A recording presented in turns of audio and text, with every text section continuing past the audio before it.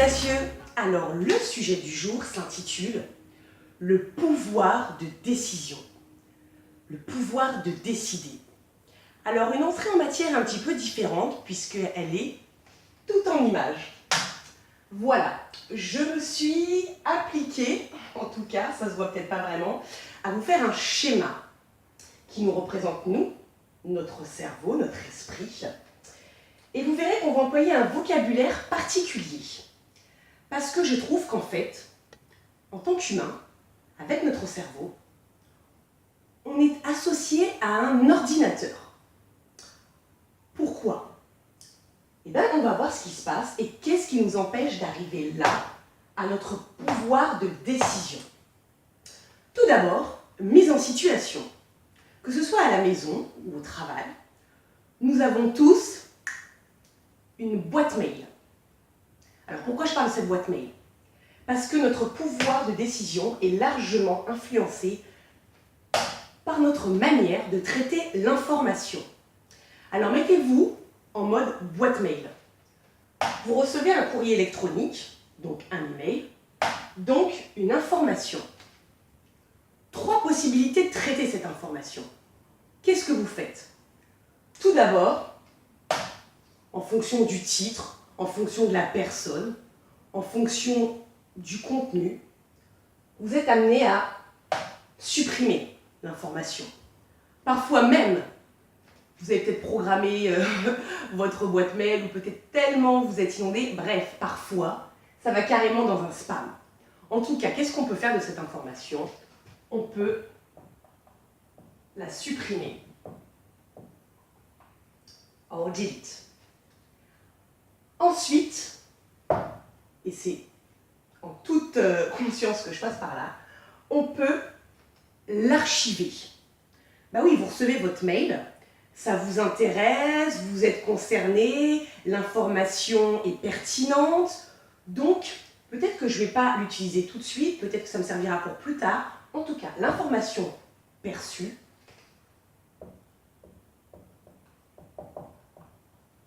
peut être archivée, classée dans un sous-dossier.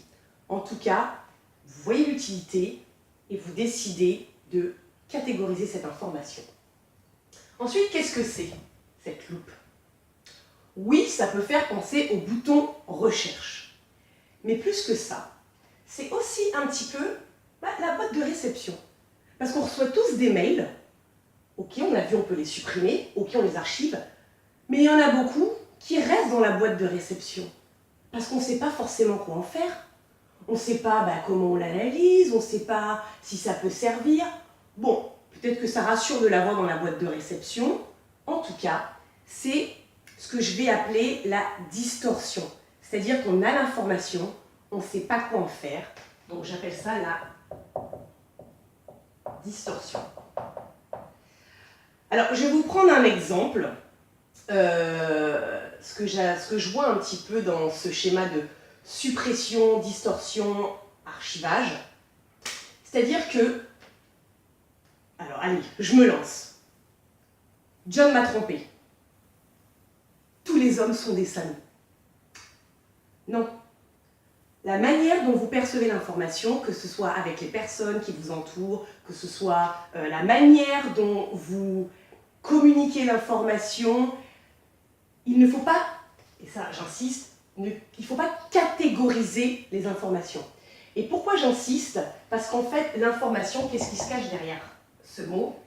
Se cache en fait le mot opportunité. Chaque information est en réalité une opportunité et tout dépend de la manière dont vous allez traiter l'information. Mais une chose est sûre, on ne catégorise pas, on ne généralise pas, excusez-moi, on ne généralise pas une information. Chaque information, chaque opportunité a sa place. Donc par contre, s'il vous plaît,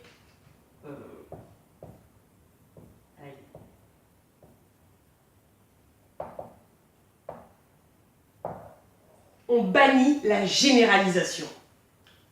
Chaque personne est différente, personne n'est pareil. Bref, donc, où ça nous emmène? Donc, 3 manières de traiter l'information, et ces informations, elles sont dictées par quoi? Comment cela se fait qu'on ait différentes manières d'interpréter les informations. Comment ça se fait qu'on ne visualise pas une opportunité de la même façon? Tout d'abord, par rapport à nos pensées. Ben oui, on pense, on se rappelle des choses, on se rappelle des souvenirs. Qu'est-ce qui se passe? Nos pensées sont dictées par notre éducation, nos croyances, le schéma familial dans lequel on a été élevé. Si par exemple on vous a dit, certains vont peut-être se reconnaître, je vous donne mon exemple personnel, j'ai été élevée dans un milieu, fonctionnaire, milieu très hospitalier, etc. Si j'avais écouté mes parents, ça aurait été, voilà, t'as fait tes premiers jobs en tant que RCA à l'hôpital où je suis, où ton oncle il est, etc. Je peux te faire rentrer, job d'été c'était bien, tu peux rentrer aide-soignant, après tu peux être infirmière, après tu peux être cadre, après tu peux être chef de service. Oui, il y aura toujours du travail, oui, c'est la sécurité de l'emploi, oui, je peux passer des concours, oui, mais ça ne me ressemble pas. Donc ça, c'est nos croyances. Le schéma dans lequel on a été élevé, dans lequel on a grandi. Les doutes. Alors ça, on a tous des doutes. On est tous habités par l'incertitude, par j'y vais pas. Est-ce que je suis assez bonne dans ce que je fais? Est-ce que moi, je suis assez bon dans ce que je peux transmettre? On va pas se répéter, mais je reste convaincue qu'à partir du moment où on a un savoir-faire, on a un savoir-être, où on a une compétence, où on a, je sais pas, de la connaissance, on a quelque chose. On a ce petit don qui sert à autrui. Il ne reste plus qu'à l'exploiter, mais tout d'abord prendre conscience qu'on l'a, et ensuite créer. Ensuite, ça, c'est l'entourage. Alors oui, notre manière de traiter l'information, parfois, elle est liée à l'entourage. Qu'est-ce que mes parents vont penser? Qu'est-ce que mes collègues de travail, quelle va être leur réaction? Qu'est-ce que mon boss? Est-ce que mon boss ne va pas rire? Est-ce que mon boss ne va pas me trouver trop ambitieux, trop prétentieux? Est-ce que mes enfants vont toujours me respecter? Oui, l'entourage joue un rôle hyper important dans notre manière de penser et notre manière de prendre des décisions. Ensuite, bon, alors là, c'est peut-être pas ressemblant, enfin très ressemblant, c'est un pansement. Pourquoi? Pour les blessures. Ce qui nous a fait mal, ce qui nous a heurté, les traumatismes, les expériences douloureuses, la peine, la blessure. Donc, notre éducation, nos croyances, nos doutes, notre manque de confiance, notre entourage, nos blessures, nous amènent à penser, mais de manière totalement différente. Et repensez à l'exemple que je vous ai donné tout à l'heure. John m'a trompé, tous les hommes sont des salauds. Une blessure comme ça peut vous amener à penser que, comme vous le dites, ils sont tous pareils, jamais je me marie, plus jamais je fais confiance à quelqu'un, j'ai perdu la foi au mariage, aux valeurs familiales.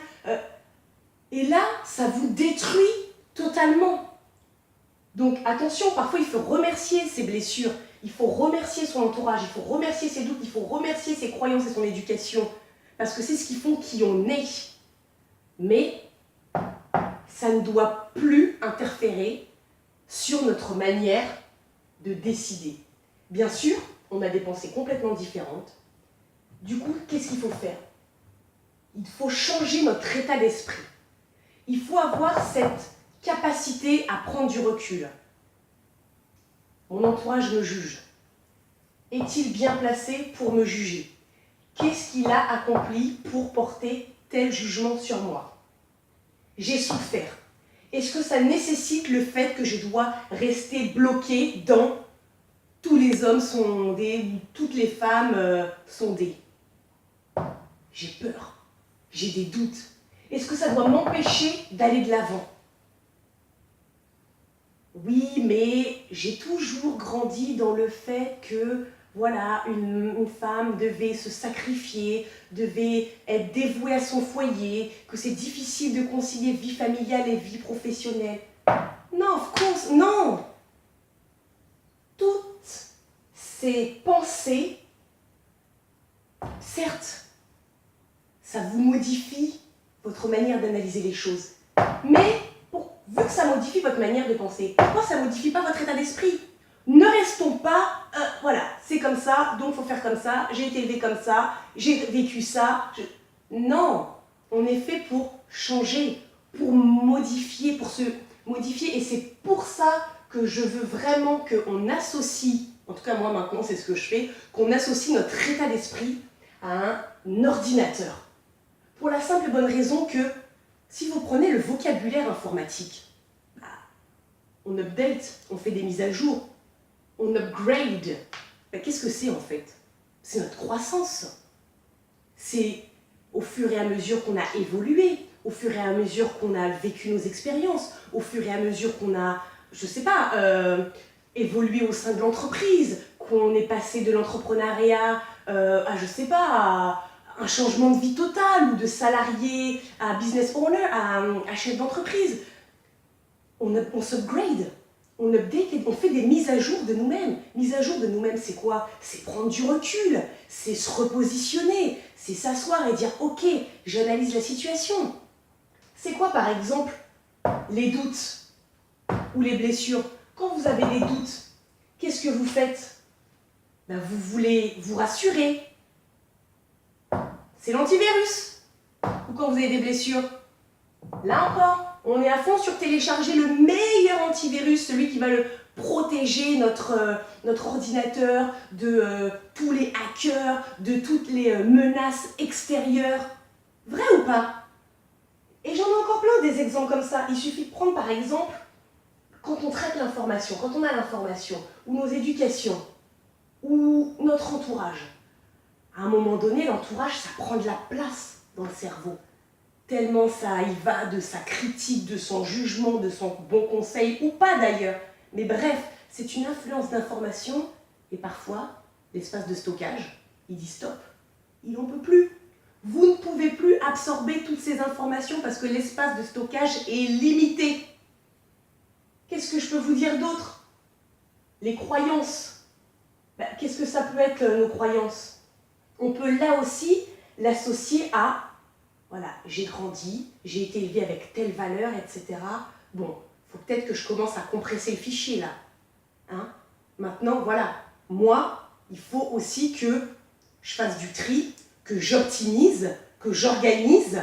Ok, ce qui me fait moi, ce qui m'a permis d'en arriver là, c'est mon éducation, mes valeurs, mes croyances, mais à un moment donné, compression du fichier pour passer à l'étape d'après.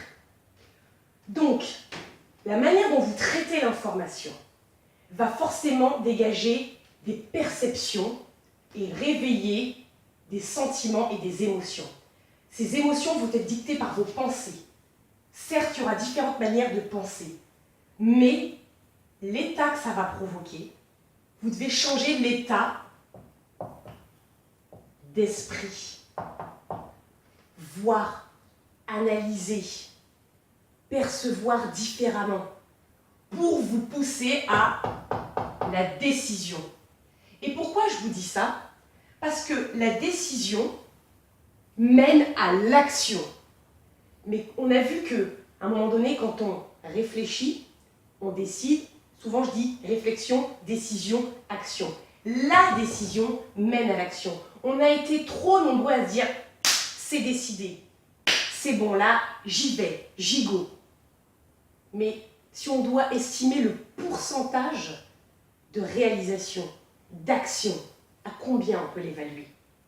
Donc, c'est pour ça que si on se met à raisonner comme un ordinateur, qu'on schématise un petit peu, qu'on structure un petit peu nos données, parce que oui, on est afflué de data, notre cerveau, là-dedans, ça secoue. Toutes les datas sont en ébullition. Qu'est-ce qu'on en fait? Quelle influence ça a sur nous? Comment on les analyse? Comment on les traite? Comment on les évalue? Comment on les retraite? Voilà où on en est. Donc je me suis dit qu'avec ce schéma, on pouvait facilement revoir notre capacité à traiter l'information, bien analyser quelles perceptions, quelles émotions ça avait sur nous, et hiérarchiser un petit peu la pensée, le changement de notre état d'esprit pour nous amener enfin à décider. Et la décision amène l'action. Parce que à travers toutes ces vidéos, et la dynamique et la volonté première de ce blog, c'est oser se lancer, oser le changement. Donc, si ça vous a parlé, peut-être que vous êtes prêt à faire reset sur votre computer intérieur et analyser un petit peu tout ce que je vous ai dit. En tout cas, je serais très contente de partager avec vous les états de vos décisions. Si oui ou non vous avez décidé, comment, pourquoi. En tout cas, je pense que décider, c'est acter. À bientôt les audacieux!